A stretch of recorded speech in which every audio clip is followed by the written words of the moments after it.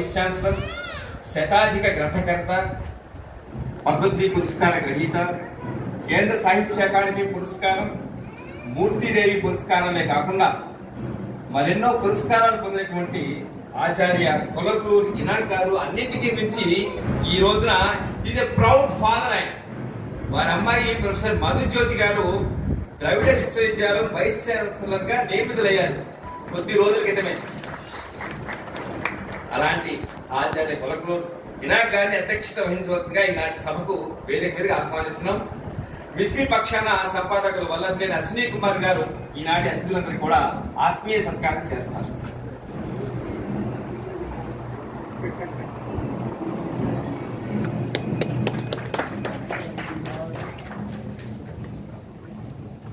తెలుగు విశ్వవిద్యాలయ పూర్వ vice chancellor, జాతీయ కవి, విస్తృత ప్రయాణికులు, కేంద్ర సాహిత్య అకాడమీ పురస్కార గ్రహీత ఆచార్య ఎన్ గోపి గారిని ముఖ్య అతిథిగా ఈనాటి గ్రంథ ఆవిష్కర్తగా ఆహ్వానిస్తున్నాం. ఆచార్య గోపి గారు 6 యాత్రా కథనాలు రాశారు. వారి సాధారణంగా వేదికకి రావాల్సి ఆహ్వానిస్తున్నాం. ఆచార్య ఎన్ గోపి గారు.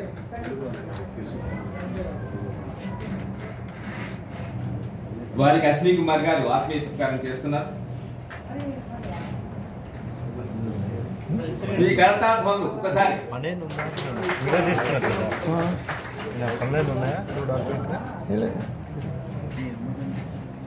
భారతీయుల కళాప్రభావము ఒలిగించి ప్రాక్ పశ్చిమాలు విస్తరింప పాఠాలు చెప్పిన పంతులమ్మ అని ఘంటసాల ఒక పద్యంలో చెప్పినట్టు వారు అమెరికాలో పాఠాలు చెప్తుండగా ఫోన్లో అర్ధరాత్రి పట్టుకుని ఒప్పించి ఢిల్లీ రప్పించి ఇప్పుడు ఈ సమావేశానికి ప్రత్యేకంగా పాల్గొనడానికి ఆహ్వానించాం. వారే సిలికాన్ ఆంధ్ర యూనివర్సిటీ తెలుగు శాఖాధిపతి, కేంద్ర సాహిత్య అకాడమీ తెలుగు సలహా మండలి కన్వీనర్ ఆచార్య మృణాల్ గారిని వేదిక మీదకి సాధారణంగా ఆహ్వానిస్తున్నాం. మీ కరతాల ధ్వనుల మధ్య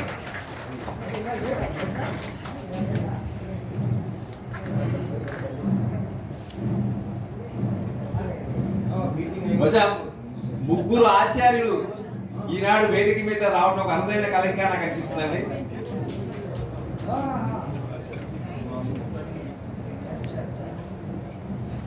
వంద దేశాల అందాలను అనుభవాలను ఆంగ్లంలో గ్రంథస్థం చేసి ఈ సమావేశానికి కారణమై ప్రత్యేకంగా విచ్చేసినటువంటి forensic psychiatry medical director London doctor నేమగడ్డ Seshagiri Rao గారిని వేదికపై వచ్చి ఆశీర్వాదం కావాల్సిగా కోరుతున్నాం.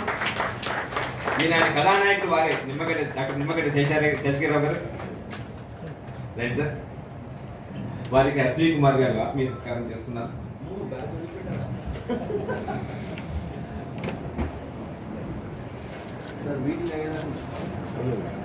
సరే తిరగండి.